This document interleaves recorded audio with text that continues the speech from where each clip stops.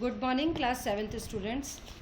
आज मैं आपको हिंदी का पाठ 1 पढ़ा रही हूँ।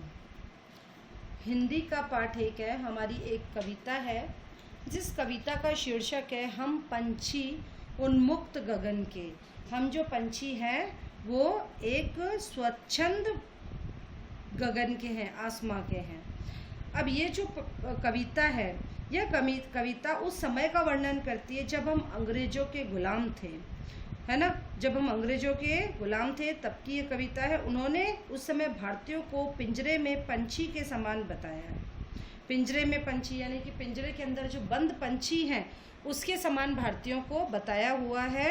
उन्होंने ये भी बताया कि प्रत्येक जीव है वो स्वतंत्र रहना चाहता है। तो हम स्टार्ट कर रहे हैं। इस कविता में एक और चीज़ बताना चाह रहे हैं कि हम जब स्वतंत्र हो जाते हैं तो स्वतंत्रता की सूखी रोटी भी हमें परतंत्रता के पकवान से भी बड़ी लगती है, बहुत अच्छी लगती है।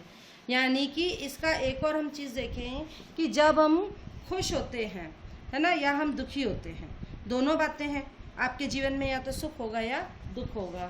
तो सुख में चाहे आप कितनी अच्छी चीज़ें खा लें, यदि दुख है, दुख में आपको कोई चीज़ है तो वो उससे भी ज़्यादा आपके लिए वैल्यू रखती है।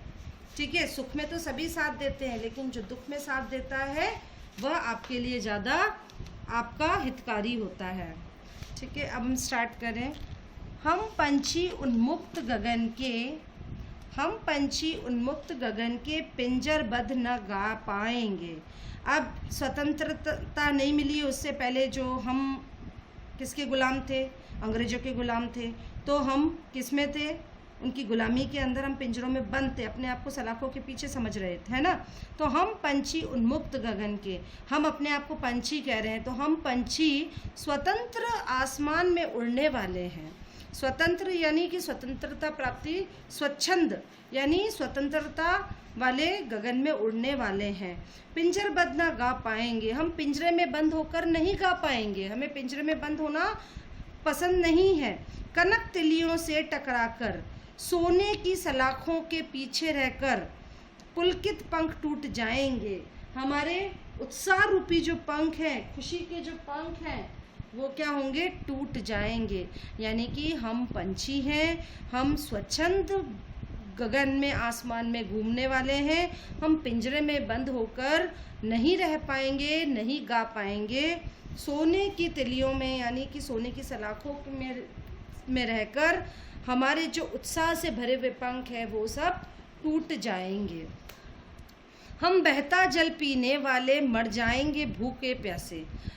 हमें स्वतंत्रता रूपी बहता जल पीना पसंद है, हमें बंद रहकर हमें घुटन लगती है, तो हम स्वच्छंद होकर बहता हुआ जल पीने वाले हैं। हम भूखे प्यासे मर जाएंगे। कहीं भली है कटुक निम्बोरी, जो हमारा परतंत्रता में चाहे हमें कितनी भी चीज़ें मिले, उससे बहुत ही अच्छी है हमारी कड़वी निम्बोली। जो नीम के पेड़ पर जो फल लगता है उसे क्या बोलते हैं, निम्बोली बोलते हैं, तो वो कड़वी होती है। तो बहुत अच्छी हमारी कड़वी निम्बोली किससे, कि सोने की कटोरी में यदि हमें कोई अच्छा भोजन परोसा जाए, उससे बहुत बहुत अच्छी है हमारी कड़वी निम्बोली। आया समझ में यहाँ तक। अब है स्वर्ण श्रृंखला के बंधन में अपनी गति उड़ान सब भूले।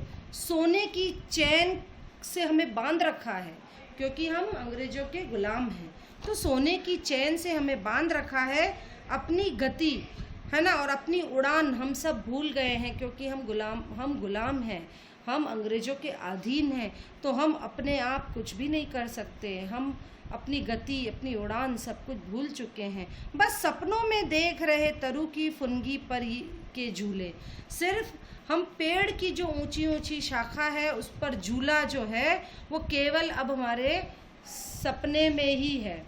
हम सपने के अंदर ही उसको देख पा रहे हैं क्योंकि हम तो गुलाम हैं।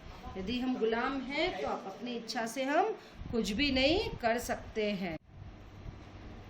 ऐसे थे अरमान की उड़ते नीले नभ की सीमा पाने, लाल किरण सी चोंच खोल चुगते तारक अनार के दाने। अब जब हम बंदी थे तो हमारे मन में क्या आता था, ऐसे हमारे अरमान, ऐसी हमारी इच्छा होती थी कि हम नीले आसमान की अंतिम सीमा तक चले जाएं, हमें मतलब कोई फ्री कर दे, हम मुक्त हो जाएं। लाल किरण सी चोंच खोल चुकते तारक अनार के दाने, और जो सूरज की किरण गिरती है उस किरण को हम चोंच बनाकर हम क्या करते, तारे रूपी अनार के दाने उनको हम चुगते, है ना। ऐसी हमारी इच्छा होती है कि हम किरण को, लाल किरण जो सूरज की होती है, उसको अपनी चोंच बनाकर तारे रूपी अनार के दाने हम चुगते और हम खुले आसमान की अंतिम सीमा तक हम पहुंच जाते। होती सीमाहीन क्षितिज से इन पंखों की होड़ा होड़ी, या तो क्षितिज मिलन बन जाता या तंती सांसों की डोरी। अब क्या है कि हमारी जो, यदि हम आसमान में उड़ते तो हमारी जो पंखों की जो प्रतिस्पर्धा है, हम उड़ते हैं, किससे उड़ते हैं, पक्षी किससे उड़ते हैं, पंखों से उड़ते हैं। तो हम जब इतनी तेज उड़ते तो हमारी जो होड़ा होड़ी है, प्रतिस्पर्धा है, वो किससे होती, क्षितिज से। क्षितिज किसको कहते हैं, जहाँ पर धरती आकाश मिल जाते हैं, उस सीमा को कहते हैं क्षितिज। तो हमारे पंखों से हम इतना तेज अपनी गति करते या प्रतिस्पर्धा करते कि हमारी जो सीमा है, अंतिम सीमा क्या होती, क्षितिज से हम मिल जाते हैं, यानी कि जहाँ पर धरती आकाश एक हो जाते हैं उस जगह हम मिल जाते हैं। या तो क्षितिज मिलन बन जाता, या तो हमें क्षितिज ही मिलता, यानी कि या तो धरती और आसमान का मिलन हो जाता, या तो हम बिल्कुल मुक्त हो जाते, या तंती सांसों की डोरी, या फिर हमारी सांसें छिन जाती, यानी कि या फिर हम मर जाते। ठीक है, कहने का ये मतलब है कि हम जब बंदी हैं तो हमें ऐसे मुक्त कर दो कि या तो हमारे को पकड़ने वाला कोई ना हो, यानी कि हम बिल्कुल मुक्त हो जाएं और स्वतंत्र गगन में हम घूमें, हमें कोई बांधने वाला ना हो, हमें कोई परतंत्र करने वाला ना हो। और नहीं तो या तो वैसा हो जाता, या फिर हमारी सांसें हमसे छिन जाती, यानी कि हम मर जाते।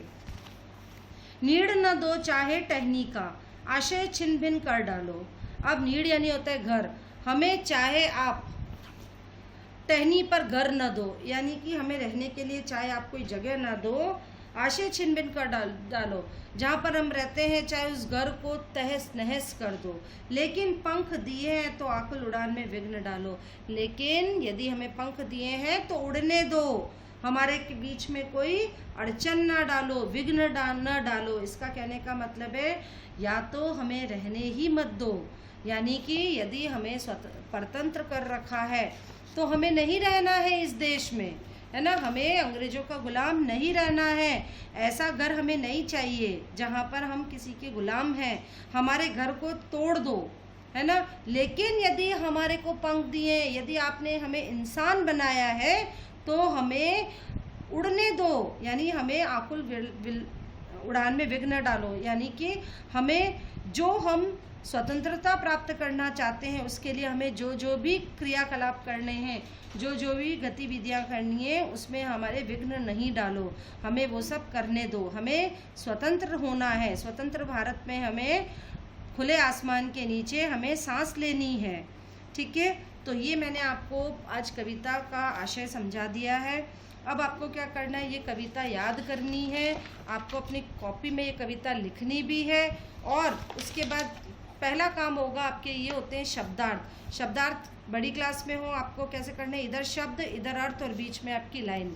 तो शब्द और अर्थ आपको नज़र आ रहे हैं, बीच में लाइन ड्रॉ करके आपको ये शब्दार्थ लिखने हैं, और प्रश्न उत्तर आपको मैं लिख कर दूंगी। ठीक है, धन्यवाद।